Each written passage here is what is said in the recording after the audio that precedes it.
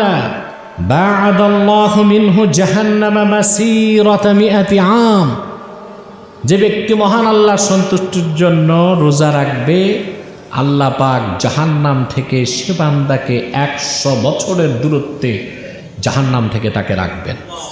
জাহান্নাম থেকে 100 বছর দূরে আল্লাহ তার অবস্থানকে নির্ধারণ করে দিবেন।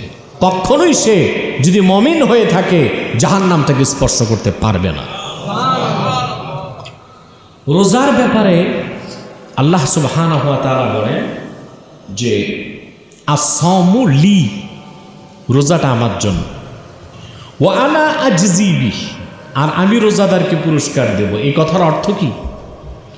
আমরা নামাজ, কোরবানি, হাজ সব ইবাদত তো আল্লাহর জন্যই করি, তো শুধু রোজাটাকে আল্লাহ কেন বললেন স্পেশালি আস-সাওমু লি, রোজাটা আমার জন্য?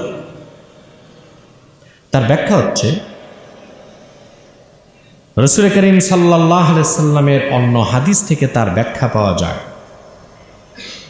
সুনান বাইহাকিতে ইমাম বাইহাকি রওয়ায়াত করেছেন, হযরত আবু হুরায়রা রাদিয়াল্লাহু তাআলা আনহু থেকে হাদিসটি বর্ণিত। আল্লাহর হাবিব ইরশাদ করেছেন, আস-সিয়ামু লা রিআআ ফীহি, রোজাই একমাত্র এমন ইবাদত যেখানে লৌকিকতার কোনো সুযোগ নাই। আপনি নামাজ পড়তেছেন, মনে একটু আসতে পারে কেউ তো দেখতেছে, ঠিক কিনা? হজ করতে যাবেন, মনে একটু আসতে পারে আমি যে হাজী সাহেব হয়ে গেলাম, মানুষ তো জানলো, ঠিক কিনা? অনেকে হজ করতেই যায় হাজী নাম লেখার জন্যে, ঠিক কিনা? সেজন্য দেখা যায় হজ করে এসে 1 বছরে মাথায় যে রুমাল লাগাইছে আর বিরা পাগড়ির মতো যে কালো একাল একাল, এটা আর খোলে না। এটা খোলে না এই জন্যে মানুষ দেখলে মনে করবে উনি হজ করছে। কি করছে?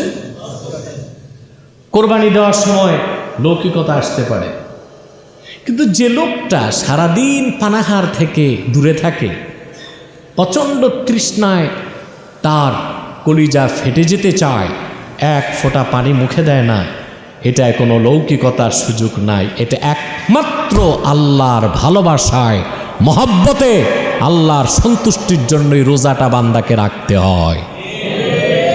এই জন্য আল্লাহ তাআলা বলেছেন আস-সিয়ামু লি, রোজা আমার জন্যে, একমাত্র আমার জন্য, এখানে লৌকিকতার কোনো সুযোগ নেই।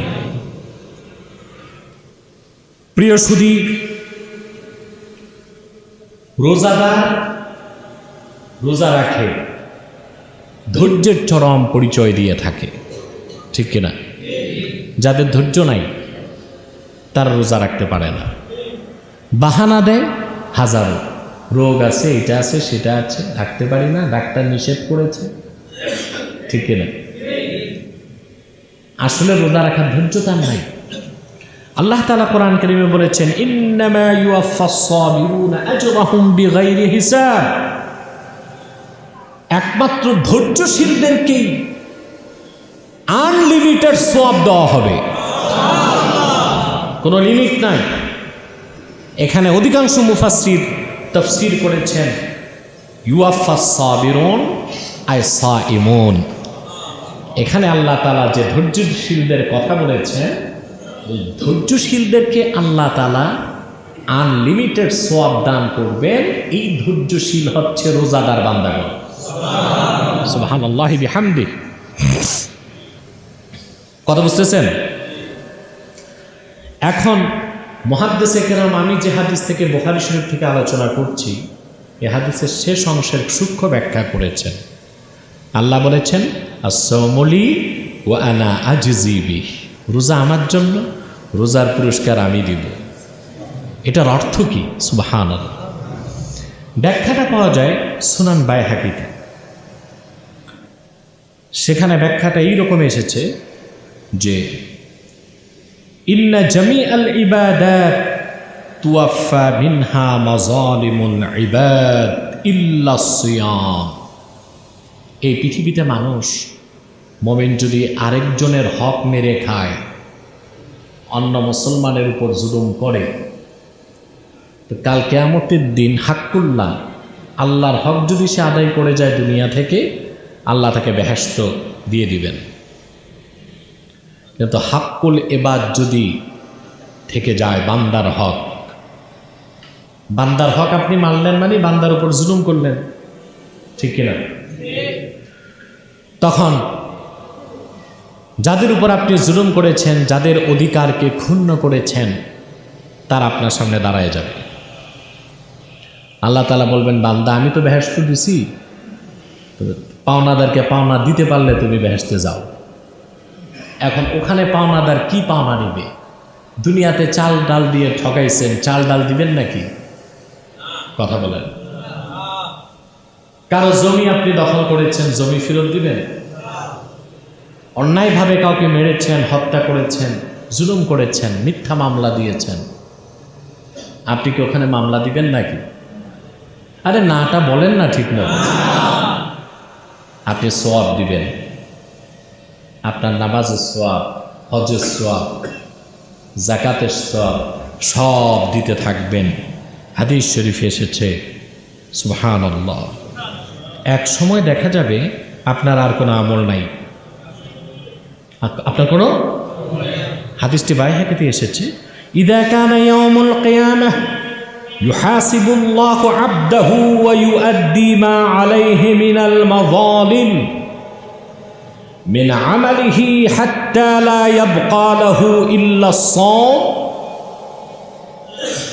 আল্লাহ তাআলা আপনার সওয়াব থেকে আপনার পাওনাদারদেরকে দিতে থাকবেন, দিতে দিতে দিতে দিতে আমল নামায় কিচ্ছু নাই। এখন যাবেন কই? কথা বলেন। জান্নাতে যাওয়ার সুযোগ নাই। কিছুই নাই আপনার আমল নামায়। আল্লাহ তাআলা বান্দা নিরাশ, তার সমস্ত সওয়াব আমল দিয়ে দেওয়া হয়েছে। এমন সময় আল্লাহ বলবেন, বান্দা তোমার একটি ইবাদতের সওয়াব ফেরেশতাও জানে না, লিখতেও পারে নাই। তুমি যে রোজা রাখতা, আস-সাওমু লি ওয়া আনা আজজি বি, এই রোজার বিনিময়ে তুমি জান্নাত চলে যাও। সুবহানাল্লাহ। ওয়া ইউদখিলুহু বিস-সাওমিল জান্নাহ, আল্লাহ তাআলা এটা রিজার্ভ রেখে দিবেন, রোজার সওয়াব। এটা ফেরেশতা লিখতে পারে নাই, এটা সওয়াব কি ফেরেশতা নিজেও জানে না। আল্লাহ সুবহানাহু ওয়া তাআলা রোজার বিনিময়ে বান্দাকে জান্নাত দিয়ে দিবেন, বলেন সুবহানাল্লাহ। এটাই হচ্ছে আস-সাওমু লি ওয়া আনা আজজি বি, রোজা একান্তই আমার জন্যে আর আমি রোজাদারকে সওয়াব দেব, এটার ব্যাখ্যা। অথবা আমাদের তো পুঁজি নাই, আছে? অতএব রমজান মাসটা আল্লাহ আমাদেরকে দিয়েছেন ফসল ফলাতে, আর পুঁজি দিয়েছেন কি? ইনভেস্ট কি? সম রোজা। আমরা যদি ঠিকমতো রমজান মাসে মৌসুমে পুঁজিটাকে ব্যবসার জন্য খাটাতে পারি, তাহলে আমাদের লাভের অংশ এতই বড় হবে হাসরে, যেটা আমরা চিন্তা করতে পারবো না। সুবহানাল্লাহ। কথা খেয়াল করতেছেন? সম্মানিত শুধু রোজাদারকে আল্লাহ রাব্বুল আলামিন যে সম্মান দিবেন, এটা বিরল সম্মান।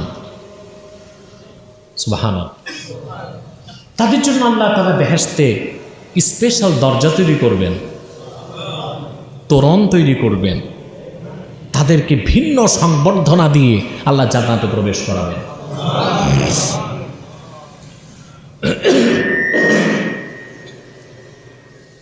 হাদিস শরীফে এসেছে, সহিহ বুখারীতে এসেছে, ওয়াবিহি ক্বালা হাদাসানা খালিদ ইবনে মখলদ قال حدثنا سليمان بن بلال قال حدثني أبو حازم عن سهل رضي الله تعالى عنه عن النبي صلى الله عليه وسلم قال إن في الجنة بابا يقال له الريان يدخل منه الصائمون يوم القيامة لا يدخل أحد غيرهم يقال أين الصائمون فيقومون لا يدخل منه أحد غيرهم فإذا دخلوا أغلق فلم يدخل منه أحد। রাসূল করিম সাল্লাল্লাহু আলাইহি ওয়াসাল্লাম ইরশাদ করেছেন, কাল হাসর ময়দানে হিসাব নিকাশের পর মানুষ যখন জান্নাতে প্রবেশ করবে, আল্লাহর জান্নাতে একটি দরজা আছে, তার নাম রায়্যান। কি নাম? রাসূল করিম সাল্লাল্লাহু আলাইহি ওয়াসাল্লাম ইরশাদ করেছেন, ওই দরজা দিয়ে রোজাদার ছাড়া কেউ প্রবেশ করতে পারবে না জান্নাতে। একমাত্র রোজাদার প্রবেশ করতে পারবে সেই দরজা দিয়ে। হাসরে জিজ্ঞেস করা হবে, আইনা সাইমুন, মুহাম্মদ সাল্লাল্লাহু আলাইহি ওয়াসাল্লামের উম্মতের রোজাদারগণ কোথায় আছো? সমস্ত রোজাদার তারা বলবে, সুবহানাল্লাহ। ফায়াকুমুন, সমস্ত রোজাদার দাঁড়িয়ে যাবে। লা ইয়াদখুলু মিনহু আহাদুন গায়রুহুম, তখন সেই রায়্যান নামক দরজা দিয়ে রোজাদার ছাড়া কেউ প্রবেশ করতে পারবে না। ফাইদা দাখালু উগলিকা, সমস্ত রোজাদার যখন যাদের রোজা কবুল হয়েছে বেহেশতে প্রবেশ করবে, দরজা বন্ধ করে দেওয়া হবে। ফালাম ইয়াদখুল মিনহু আহাদুন, সে দরজা দিয়ে আর কোনো মানুষ প্রবেশ করতে পারবে না। প্রকৃতপক্ষে তিরমিজি শরীফে, এই বুখারী শরীফের এই হাদিসের স্পষ্ট ব্যাখ্যা পাওয়া যায় তিরমিজি শরীফে। সেখানে এসেছে আল্লাহর জান্নাতে অনেকগুলো দরজা থাকবে ভিন্ন ভিন্ন নামে। সুবহানাল্লাহ বলবেন। আল্লাহর জান্নাতে জান্নাতুল ফেরদাউসে একটা দরজা হবে সবচেয়ে বড়, ওই দরজার নাম হবে বাবু মুহাম্মদ সাল্লাল্লাহু আলাইহি ওয়াসাল্লাম। তিরমিজিতে এসেছে, মিন আবওয়াবিল জান্নাতি বাবু মুহাম্মদ সাল্লাল্লাহু আলাইহি ওয়াসাল্লাম। আল্লাহর জান্নাতের দরজাগুলোর মধ্যে জান্নাতুল ফেরদাউসের যে দরজা হবে তার নাম বাবু মুহাম্মদ। আমার নবী মুহাম্মদ সাল্লাল্লাহু আলাইহি ওয়াসাল্লামের নামে দরজার নাম। সুবহানাল্লাহ। ওয়া হুয়া বাবুর রাহমাহ ওয়া হুয়া বাবুত তাওবা, আর সেটা হচ্ছে রহমতের দরজা, সেটা হচ্ছে তওবার দরজা। আল্লাহর বিশেষ দয়াপ্রাপ্ত মুহাম্মদ সাল্লাল্লাহু আলাইহি ওয়াসাল্লামের নৈকট্য যারা লাভ করবে, খাঁটি ইমানদার, তাদেরকে আল্লাহ তাআলা ওই দরজা দিয়ে বেহেশতে ঢোকার সুযোগ করে দিবেন।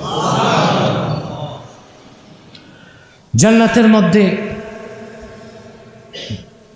দরজা থাকবে বাবু যাকাত, যাকাতের দরজা। যারা যাকাত দিয়েছে সেই দরজা দিয়ে তারা বেহেশতে প্রবেশ করবে। সুবহানাল্লাহ। জান্নাতের মধ্যে আরেকটা দরজা থাকবে, তার নাম বাবুদ দোহা। যারা চাষতে নামাজ পড়বে, সালাতুল আওয়াবিন, সালাতুদ দোহা, সেই দরজা দিয়ে তাদেরকে বেহেশতে সংবর্ধনা দিয়ে প্রবেশ করানো হবে। সুবহানাল্লাহ। এভাবে বিভিন্ন নামে দরজা থাকবে। এ ব্যাপারে বুখারীতে আরেকটি রাওয়ায়াত এসেছে। ওবিহি ক্বালা হাদাসানা ইব্রাহিম ইবনে